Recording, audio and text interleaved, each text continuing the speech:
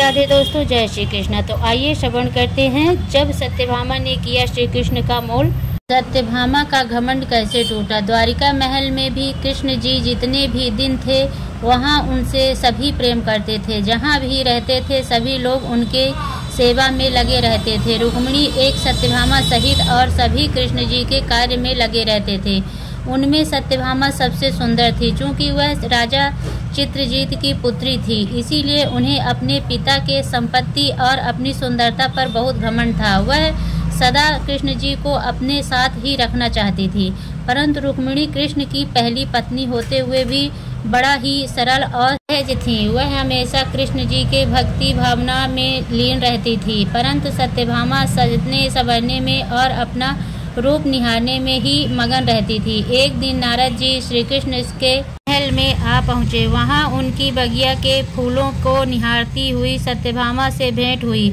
नारद जी मिलते ही बोले, रानी सत्यभामा को मेरा नमस्कार। रानी सत्यभामा, कृष्ण से सबसे अधिक कौन प्रेम करता है, आप या रानी रुक्मिणी? सत्यभामा ने कहा, यह आप क्या कह रहे हैं? यह मैं नहीं कह रहा हूँ, द्वारिका की सारी जनता कह रही है कि रुक्मिणी जी कृष्ण जी से सबसे अधिक प्रेम करती हैं। लेकिन आप तो रुक्मिणी से अति सुंदर हैं। आप अपनी सुंदरता से कृष्ण जी को अति प्रसन्न कर अपने बस में कर सकती हैं। सत्यभामा ने कहा, यह सब कैसे संभव हो सकता है? नारद जी ने कहा, एक उपाय है मेरे पास। सत्यभामा ने कहा, वह उपाय शीघ्र बताइए। मुनिवर तो ध्यान से सुने। छोटी रानी एक व्रत है, इसमें अपने पति का दान करना होता है। कृष्ण जी के बराबर तौलकर सोना मोल ब्राह्मण को दे दें तो तत्पश्चात कृष्ण जी को वापस ले लेना। रानी सत्यभामा ने कहा, बस इतना ही। अब आप मुनिवर तैयार हो जाएं। मैं राजा छत्रजीत की बेटी हूँ। मेरे पिताजी के पास बहुत धन है। एक नहीं कई कृष्ण को तराजू में तौल सकती हूँ। नारद जी मुस्कुराते हुए बोले, नारायण नारायण। नारद जी मुस्कुराते हुए खड़े होकर देखने लगे। सत्यभामा एक नई नवेली दुल्हन जैसे सजकर तैयार हो गई। नगर के सभी लोग उस सभा में उपस्थित हो गए। नगर से एक बड़े तराजू मंगाए गए। एक तरफ कृष्ण जी को बैठाया गया और दूसरे तरफ सत्यभामा हीरे मोती जवाहरात रखने लगी।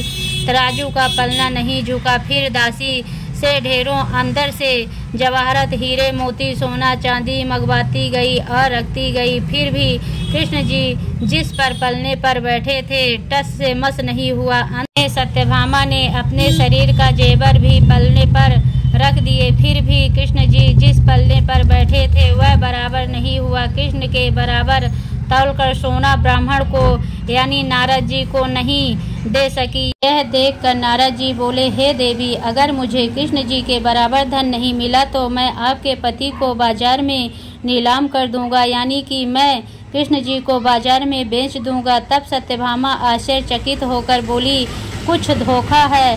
राम दुहाई, इतने भारी नहीं कन्हाई। नारद जी कहते हैं, यह आपका सोना चांदी जवाहरात सब नकली हैं, हमारा कृष्ण असली है। उसके बाद नारद जी कृष्ण जी को बाजार में नीलाम करने के लिए लेकर जाने लगते हैं। यह देखकर सत्यभामा रोने लगती है और नारद जी से हाथ जोड़कर विनती करती है, हे मुनिवर, आप मेरे श्याम को नीलाम ना करें। मैं आपके पांव पड़ती हूँ, कृपया आप मुझे बदनाम ना करें। उसके बाद सत्यभामा कहती है, हे मुनिवर, आप ही कोई उपाय बताइए। तब नारद जी कहते हैं, रुक्मिणी से तुम बात एक पूछो, जैसे मिलेंगे कृष्ण यह पूछो। सत्यभामा रुक्मिणी से के पास जाती है और कहती है, रुक्मिणी दीदी, मुझे क्षमा कर दो और कोई भी उपाय करके मुझे मेरा कृष्ण जी वापस चाहिए। कृपया आप मेरे साथ चलो। रुक्मिणी जी अपने साथ एक तुलसी जी का पत्ता लेकर जाती हैं और भगवान कृष्ण जी का नाम लेकर तुलसी पत्ता पलड़े पर रख देती हैं। सिर्फ एक तुलसी जी का पत्ता ही कृष्ण जी के बराबर हो जाता है। अब सत्यभामा आश्चर्य से मौन होकर देखने लगती है। तभी कृष्ण जी तराजू से उतरकर सत्यभामा के पास आकर कहते हैं कि हे देवी सत्यभामा, रुक्मिणी से आप सीखें। रुक्मिणी ने श्रद्धा और भक्ति से एक तुलसी जी का पत्ता रखकर मुझे प्रसन्न कर लिया। भगवान सुंदरता से प्रसन्न नहीं होते, भाव से प्रसन्न होते हैं। हे देवी, आप के अंदर सिर्फ अपनी सुंदरता और धन का घमंड था, इसीलिए तराजू का पलना धन से बराबर नहीं हो पा रहा था। भगवान सिर्फ श्रद्धा और भक्ति से प्राप्त होते हैं, अभिमान से नहीं। अंत में सत्यभामा नारद जी से हाथ जोड़कर कहती है कि हे मुनिवर, आपको कोटि कोटि धन्यवाद, आपने मेरी आंखें खोल दी। तो बोलिए कृष्ण भगवान की जय।